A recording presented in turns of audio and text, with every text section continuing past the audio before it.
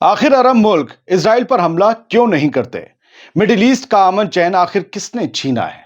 Middle east में जंग का जिम्मेदार आखिर कौन है? इंसानियत का जनाजा कब तक यूं ही निकलता रहेगा?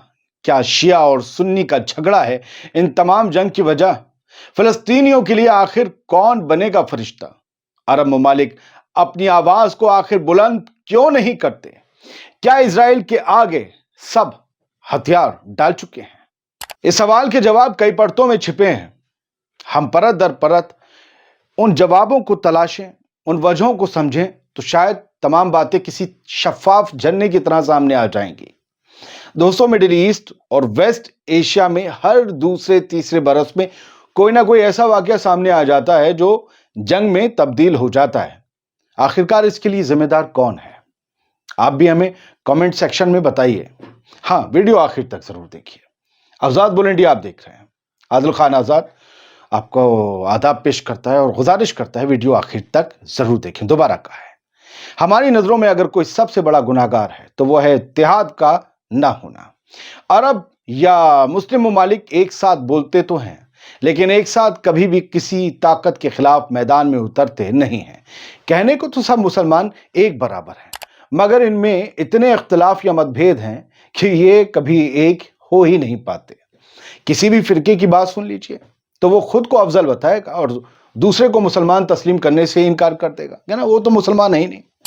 बस इसी बात का फायदा वो उठाते हैं जो इन सब को एक नजर से एक बराबर समझते हैं, यानी इनको अपना दुश्मन समझने वाली जमातें। वो इन्हें एक देखती हैं। उनके लिए इनकी जात, इनका फिरका या इनकी नेशनलिटी मायने नहीं रखती। उनके लिए बस इनका मुसलमान होना ही काफी है, जो इनके खुद के लिए काफी नहीं है।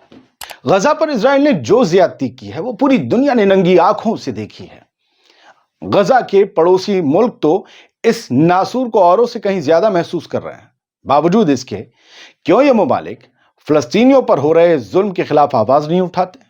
दबी जुबान में आवाजें तो सबकी निकल रही हैं, लेकिन कोई खुलकर इन जख्मों पर मरहम लगाना नहीं चाहता। इसकी भी अपनी कई वजह हैं। मसलन अरब के हुक्मरानों को खौफ है, परतें खुल रही हैं। अरब के हुक्मरानों को खौफ है कि कहीं फिलिस्तीनियों का सपोर्ट उन्हें भारी ना पड़ जाए। कहीं वेस्ट प्लस इजराइल लॉबी उनके यहां भी सीरिया या लीबिया जैसे हालात पैदा ना कर दें, इराक जैसे हालात पैदा ना कर दें। लेबनान की सॉवरेनिटी, संप्रभुता, इसका सपोर्ट करना और इजराइल का विरोध करना, उसका अपोज करना अरब वर्ल्ड की मजबूरी है। हालांकि ज्यादा प्रेशर डालकर वो अपना बिजनेस रिलेशन खराब करना नहीं चाहते। बड़े तगड़े बिजनेस है। इसके अलावा अरब ममालिक के पास कोई फाइटिंग फोर्स भी नहीं है। उनकी फौज, उनकी आर्मी बेहद कमजोर है।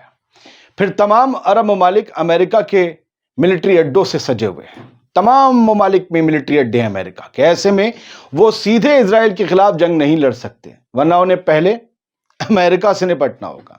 दोस्तों, इसमें कोई दो राय नहीं है कि बाकी हमसाया ममालिक की बनिस्बत इजराइल काफी ताकतवर है। नस्लों तक को तबाह और बर्बाद कर देने वाला सबसे बड़ा हथियार यानी कि न्यूक्लियर बम भी उसके पास है, भले ही वो इसे खुली जुबान से कबूल करने से बचते आया हो।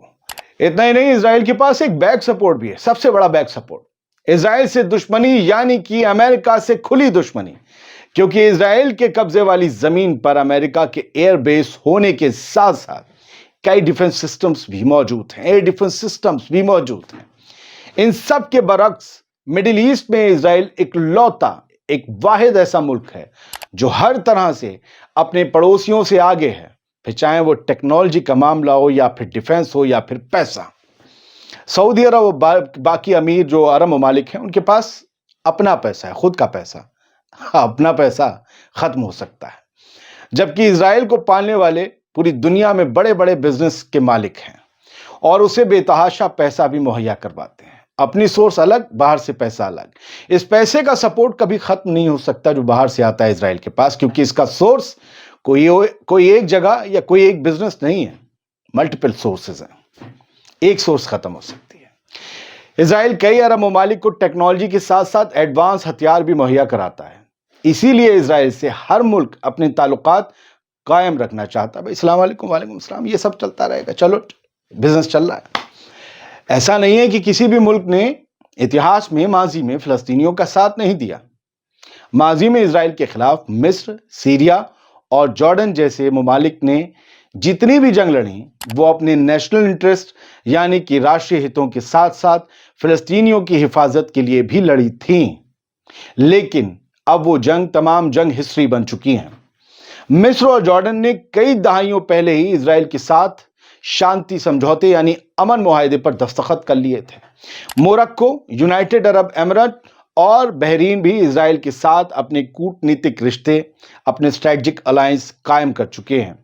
जबकि मिडिल ईस्ट के लगभग सभी मुल्क इजराइल को पहले नापसंद करते थे, यानी यार ये अच्छा लड़का नहीं है। लेकिन मिलिट्री ताकत और वक्त की नज़ाकत दोनों को देखते हुए ईरान को छोड़कर बाकी मुस्लिम देश इजराइल से रिश्ते खराब नहीं करना चाहते। वक्त पलट गया, जज्बात पलट गए। हालांकि इन ममालिक में गजा के सपोर्ट में कई मर्तबा विरोध प्रदर्शन, प्रोटेस्ट भी हुए, लेकिन हुकूमत का साथ ना होने की वजह से उनकी आवाजें कहीं दब गईं।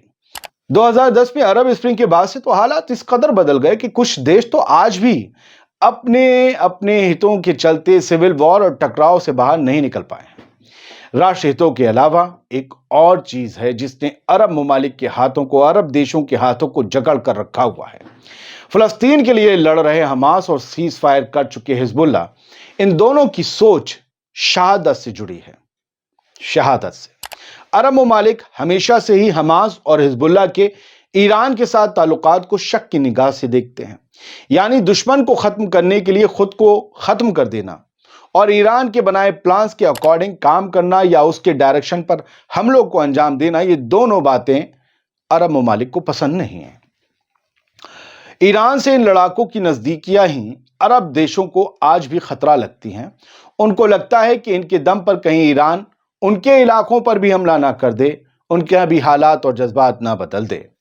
लेबनान का हिजबुल्लाह, यमन के हूथी और इराक के शिया मूवमेंट्स फिलिस्तीनियों के सपोर्ट में रहे हैं, इसीलिए सुन्नियों का एक बड़ा धड़ा भी इन मूवमेंट्स की तारीफ कर रहा है और अरब ममालिक की फिलिस्तीन पर खामोशी को लेकर उन पर लानतें भेज रहा है।